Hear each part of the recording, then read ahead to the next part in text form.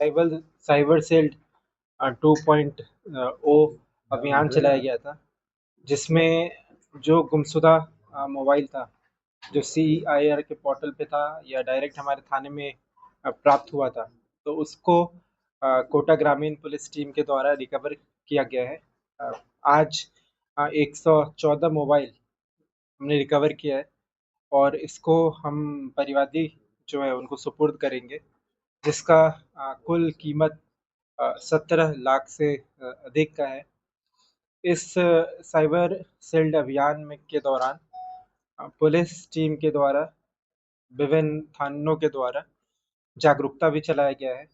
जागरूकता में लगभग हमने 5,000 लोगों को भी टच किया है, जिसमें साइबर सुरक्षा के बारे में भी बताया गया है।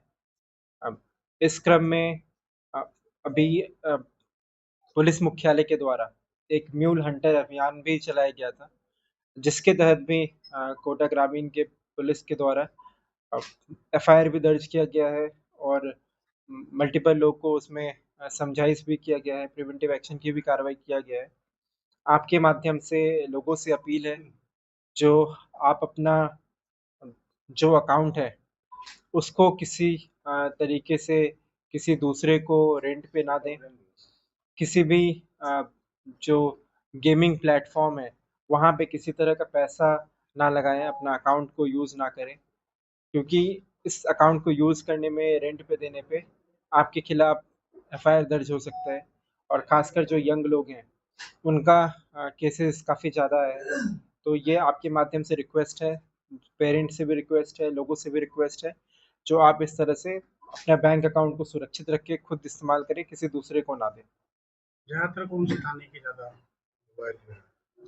रामगंज मंडी, सांगोद, जहाँ पे हमारा मेजर हेडक्वार्टर का जो थाना है, वहाँ का ज़्यादा का इसमें हमारे पास प्राप्त हुआ है। इवन जो म्यूल हंटर अभियान है उसमें भी रामगंज मंडी साइड का ज़्यादा हमारे पास परिवाद प्राप्त हुए हैं, कंप्लेन रिसीव हुआ है।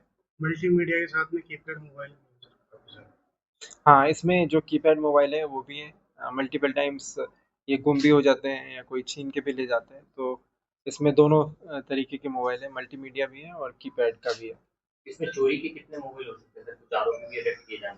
145 में चोरी के तो नहीं ज़रूर इसमें हम इसमें फर्दर देख रहे हैं, जो भाई इसमें डायरेक्ट किसी ने चोरी किया है नहीं है, तो उस पे भी यदि किसी पे FIR बनेगा तो उस पे पुलिस के द्वारा ये कहाँ से जब्त हुए, किन लोगों से जब्त हुए? नहीं, ये डेफिनेटली ये जो हमने जो ये पकड़ा है, ये इसका एक तरीका रहता है, जो हम एक CIR पोर्टल है, उसमें 2-3 चीज़ें हैं, जो कभी किसी का गुम हो जाता है तो वो हमें किसी के पास यदि वो यूज़ करता हुआ मिलता है। दूसरा इसमें है जो मल्टीपल टाइम्स किसी का स्नैचिंग भी हो जाता है, चोरी भी हो जाता है, तो वो फिर किसी मोबाइल के जो शॉप है उसके माध्यम से उसको बेचा गया है।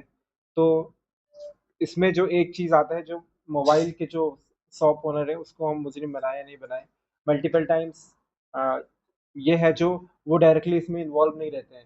उनको कोई मोबाइल देने आता है, जो ठीक है हमारा पुराना मोबाइल हो गया, ये हम आपको दे रहे हैं, कुछ पैसे उसके लिए मिल जाते हैं, तो उसमें मोबाइल के जो ओनर है वो कॉन्फिडेंस में आके देते हैं और फिर वो फर्दर सेल करते हैं, तो उस टाइप में भी काफ़ी सारा मोबाइल उस टाइप में रिकवर हुआ है।